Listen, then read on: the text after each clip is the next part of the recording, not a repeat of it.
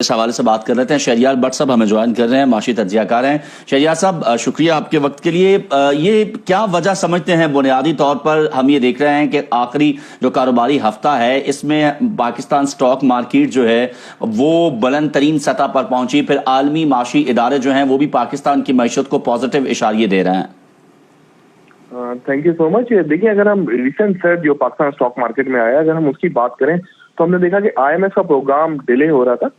گو کہ government of Pakistan نے جتنے بھی آئی ایم ایف کے ایجنڈے کے تحت جو بھی اقدامات اٹھانے تھے وہ ہم نے اٹھا لیے تھے، لیکن آئی ایم ایف کے ایجنڈے کے اندر پاکستان کا نام شامل نہیں کیا جاتا۔ جو ہی پاکستان کا نام 25 سپٹمبر کے اجلاس میں شامل کیا گیا اور اس کے بعد ہم نے دیکھا کہ اسٹیٹ بینک آف پاکستان کی جانب سے انٹرسٹ ریٹ میں 200 بیسس پوائنٹ کی کمی کی گئی، جو کہ مارکیٹ ایکسپیکٹیشن سے زائد تھی۔ اس کے بعد مارکیٹ نے اس کو نہ صرف ویلکم کیا بلکہ انویسٹر کے درمیان جو بے چینی پائی جاتی تھی اس کا خاتمہ ہوا اور ایگریسولی پاکستان سٹاک مارکیٹ میں بائنگ دیکھنے میں آئی، جہاں آلریڈی شیئر پرائسز بہت زیادہ چیپ تھے اور ہم نے دیکھا کہ اکراس دا بورڈ مارکیٹ کے اندر تیزی دیکھنے میں آ رہی ہے اور دوسری طرف پاکستانی اکنامک انڈیکیٹر ہیں وہ ڈے بائی ڈے امپروو ہوتے جا رہے ہیں۔ اگر آپ اس کو کمپیئر کریں گے لاسٹ 2 ایئر سے تو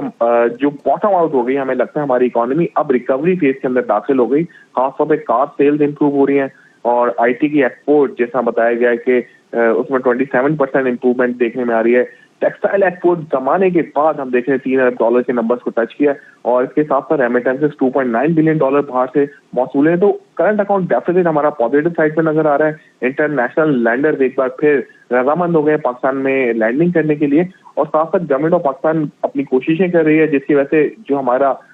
روپیہ ہے وہ ایک مینٹین ہوا ہوا ہے 278 اور 280 کے درمیان، اس سے کافی زیادہ بوسٹ ہو رہے ہیں۔ سرمایہ کار سمجھتے ہیں کہ پاکستان سٹاک مارکیٹ میں ابھی بھی کافی زیادہ جگہ ہے، یہی وجہ ہے کہ انٹرنیشنل میگزینز پاکستان کو پازیٹیولی کوٹ کر رہے ہیں اور آپ نے دیکھا کہ بلومبرگ کی اتنی پازیٹیو رپورٹ آئی ہے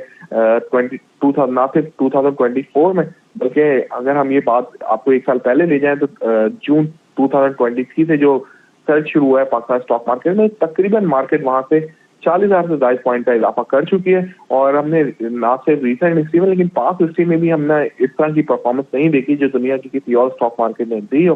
اوور آل مارکیٹ میں ریزلٹس بہت اچھے آ رہے ہیں، آپ دیکھیں گے جتنے بھی بینکس ہیں انہوں نے آؤٹ پرفارم کیا اس ریزلٹ سیزن کے اندر، پاور سیکٹر نے بہت اچھے ڈیویڈنڈ دیے، کیپٹل گینز ہوئے کلائنٹ کو، تو اوور آل سچویشن کافی زیادہ حوصلہ افزا ہے۔ اچھا شہریار بٹ صاحب، یہ تو بات ہو گئی سرمایہ کاری کی، بڑی بڑی سرمایہ کاری بھی ماشاءاللہ سے پاکستان میں ہم دیکھ رہے ہیں کہ ہونے جا رہی ہے۔ عام آدمی پر کیا اس سے اثر پڑے گا کیونکہ معیشت اب بہتری کی جانب گامزن ہے؟ عام آدمی کو کیا فائدہ ہوگا؟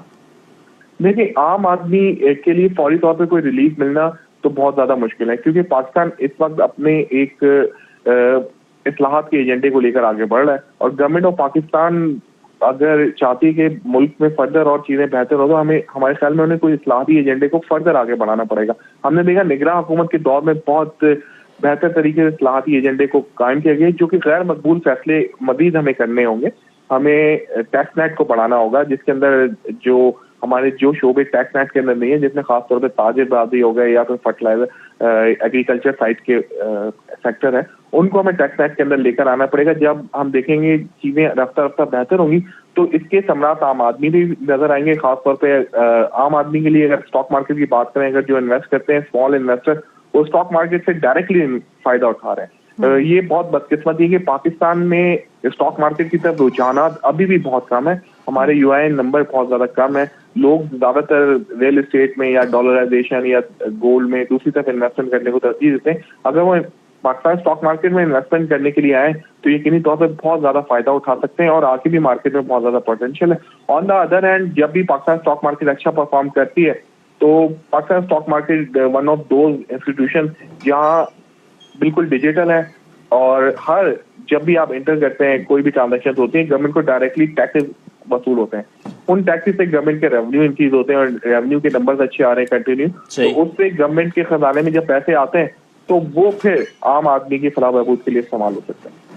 ٹھیک ہے، بہت شکریہ شہریار بٹ صاحب، آپ ہمارے ساتھ موجود تھے آپ کے قیمتی وقت کے لیے۔ اور ادھر ایس آئی ایف سی کے تعاون سے دیوان فاروق موٹرز نے انجینئرنگ ڈیولپمنٹ بورڈ کے تحت الیکٹرک وہیکل کی پروڈکشن کا آغاز کر دیا ہے۔ رواں سال جون میں دیوان فاروق موٹرز نے ایکو گرین موٹر لمیٹڈ کے ساتھ 100 VE الیکٹرک وہیکل کی تیاری کے لیے ٹول مینوفیکچرنگ معاہدے پر دستخط کیے تھے۔ اس پیش رفت کے نتیجے میں دیوان فاروق موٹرز لمیٹڈ کے حصص کی قیمت 1.8% اضافے کے ساتھ 52.3 روپے تک پہنچ گئی ہے جو قابل ستائش ہے۔ दीवान फारूक मोटर्स पाकिस्तान में 1998 में एक पब्लिक लिमिटेड कंपनी के तौर पर रजिस्टर्ड हुई थी, जो गाड़ियों की स्मगलिंग,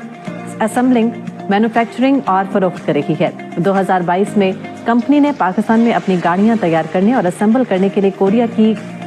किया कॉरपोरेशन के साथ टेक्नोलॉजी लाइसेंस का मुआहदा किया था। SIFC की काविशों से इलेक्ट्रिक गाड़ियों की प्रोडक्शन का आगाज पाकिस्तान के मौशी इस्तेहकाम, माहौलियाती पायदारी और तकनीकी तरक्की की जानिब एक अहम पेशरफ्त है।